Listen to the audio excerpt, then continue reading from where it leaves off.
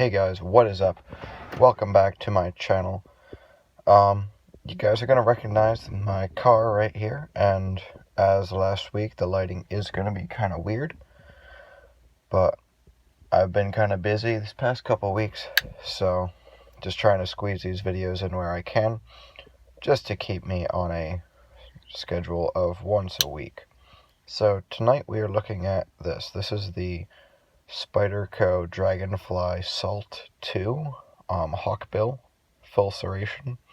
Kind of a long name, but a great knife. Alright, before we move on, we're just gonna go with all that traditional like, share, comment, subscribe. When you subscribe, make sure you hit that notification bell and go up to all. YouTube just keeps adding as many things on there as they can. For some reason, I have no idea why, but that's YouTube for you. So make sure you hit all. That'll give you everything I upload. Again, I upload normally on Thursdays or Fridays. Every now and again, I might upload another one in the middle of the week if it's a special occasion. But for the most part, Thursdays or Fridays, that's when my videos come out. Please go ahead and not only subscribe and like, but tell your friends, because that'll really help me out. I only have 12 subscribers at the moment, which, granted, I am a very new channel, but I'd just like to get my name out there a little bit more amongst the knife reviewing community. So if you guys don't mind, go ahead and recommend me to a friend if they're into knives. If they're not into knives, just recommend them anyway. Alright, so anyway, back to the knife. So as I said before, this is the Spyderco Dragonfly 2 Salt Hawkbill Full Serration version.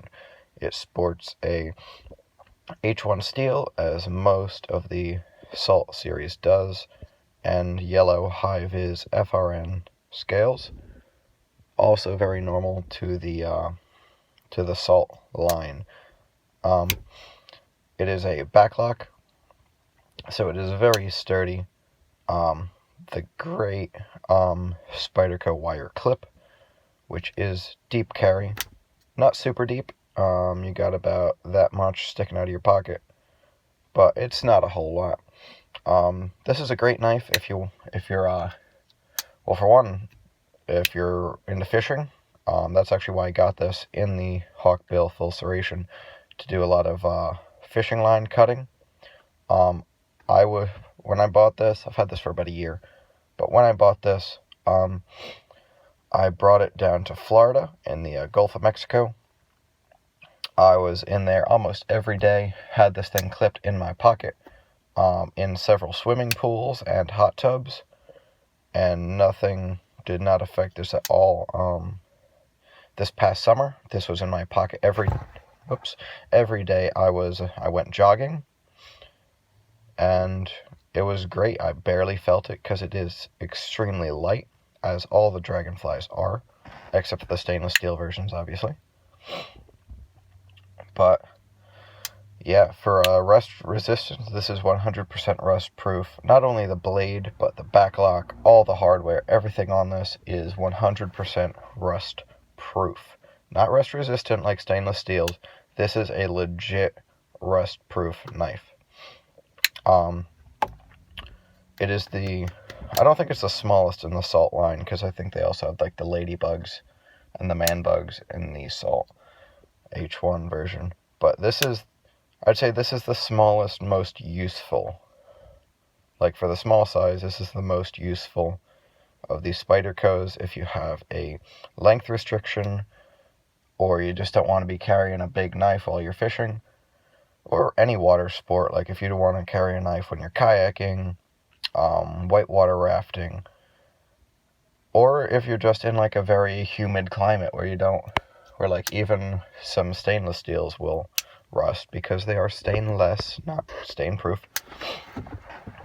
But yeah, this would be a great option for all those. Onto a couple specs. This is just all me guesstimating, but it has around a 2.5-inch blade, and probably a what is that? Hang on, I have a very primitive ruler. So yeah, about a 2.5-inch blade. And with the full finger choil, you're looking at probably 3 inches. And I can get a almost full 5-finger grip on this. My pinky is just kind of hanging on at that little part, but it is a very comfortable grip. Like, I can bear down on this and not have a problem. And again, I wear the size extra large in gloves, so you can see it in my hand. It's a very small knife, but for the size, with that forward finger choil, it really gives you just that extra bit of grip. And there's so much jimping right back here, on this thumb ramp and on the back of that spine, that just locks your hand in. Like, that ain't going anywhere, even if it's wet. Like I said before, I had this in the Gulf of Mexico, and I did not have to worry about that coming out of my hand at all. It does have a lanyard hole, which is very nice. When you're using it in water, I had it tethered to me, just in case I happen to drop it. It does have the high-vis handles, but when you're in any kind of moving water, you don't really want to be dropping your knife, especially if it doesn't float. So I think I ran like some paracord or something through there.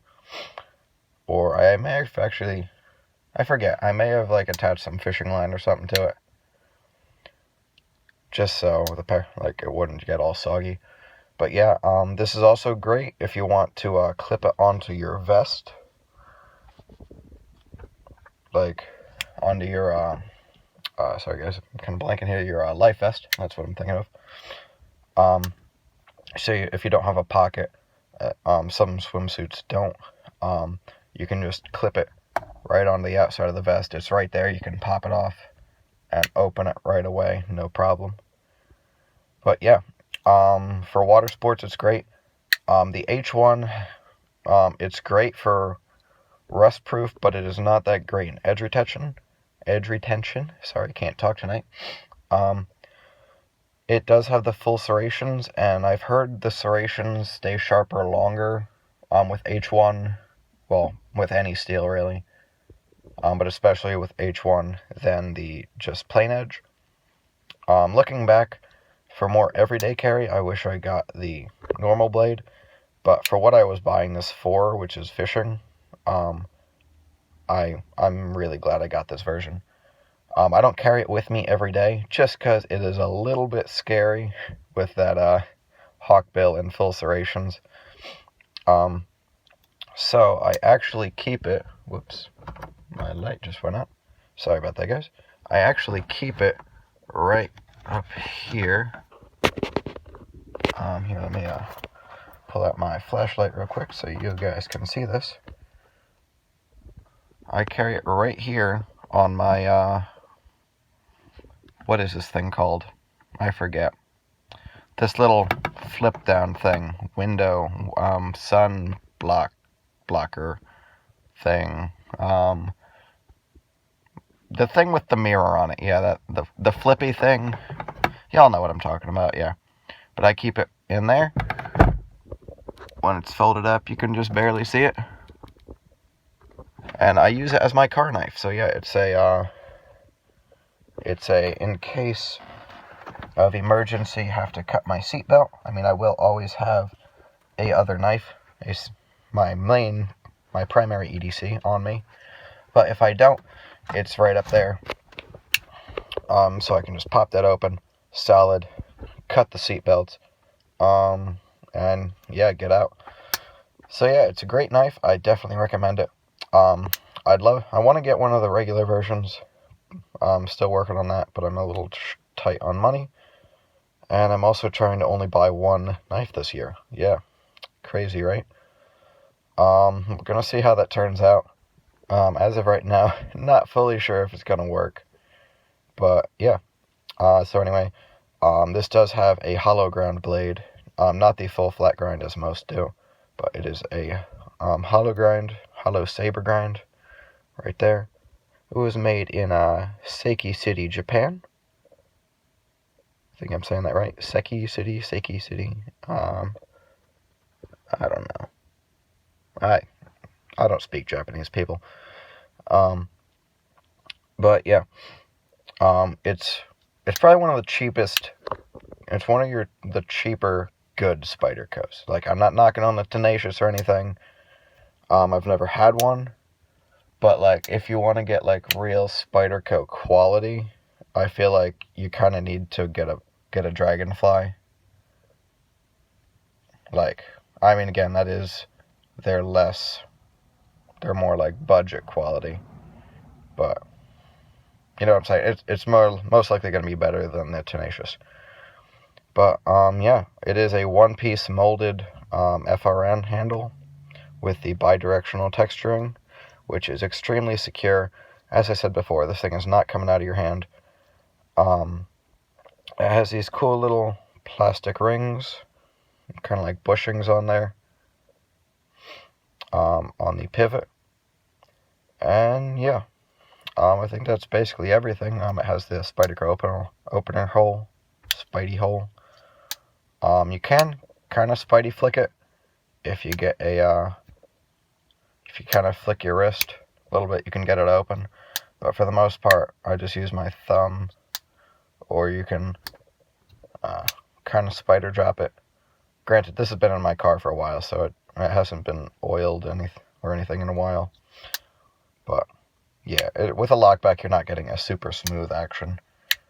I mean, like, it'll be smooth, but not like drop shot or anything. But yeah, it's a great knife. I definitely recommend it. In this version, or the regular VG10 version. That is also a very corrosion-resistant steel. Again, not as much as the H1, but it is good to go for everyday carry. And so is the H1. Like, as long as you're not cutting open 1,000 boxes every freaking day, you should be good. But yeah, thank you guys for watching so very much. I really appreciate it. Don't forget to like, share, comment, and subscribe. Tell all your friends. I am not wearing a pair of boots tonight because I just got off work, which is sad because I love my boots. But yeah, so I gotta get home, so I will catch you guys later. Thank you for tuning in, and I'll see you guys next week.